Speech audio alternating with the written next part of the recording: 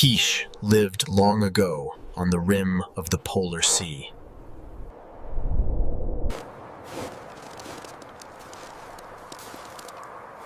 The story of how Keesh came out of the poorest igloo and rose to the highest place in his village. Keesh's father was a brave hunter and met his death in a year of hunger. Alone, he faced a bear in combat, but the bear crushed his bones and claimed victory. Keesh was the only son, and after his father's death, he lived alone with his mother. People forgot the bravery of his father, and they too were forgotten. They lived in the poorest igloo. One day in the chief's igloo, Keesh showed that hot blood ran in his veins. My father hunted well and shared his meat. I will hunt as he did. Out of here. Whoa! "Throw him out," shouted the elders. The next day, Keesh set out along the shoreline, where the land meets the ice. It was an event unseen before. A boy of his age had never gone hunting alone. A day passed, then another.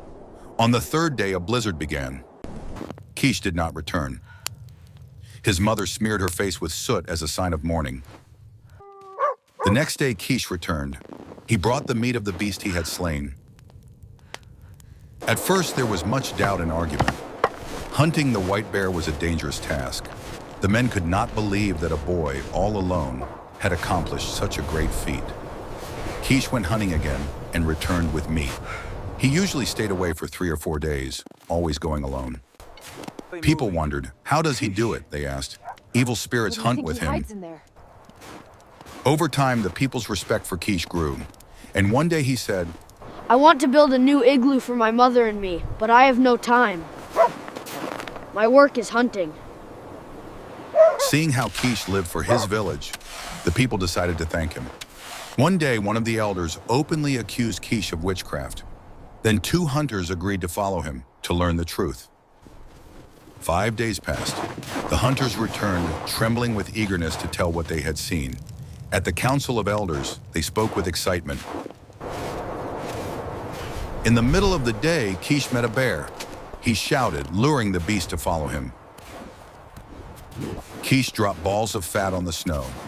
The bear ate them one by one. Keesh came closer and struck it with his spear. The elder said, Keesh, tell us how you hunt. Is there no witchcraft in this? Keesh replied calmly, no. I simply found a way to defeat the bear. I hide a sharp strip of whalebone inside a piece of seal fat. The bear eats the ball. The fat melts. The bone straightens and the beast grows weak.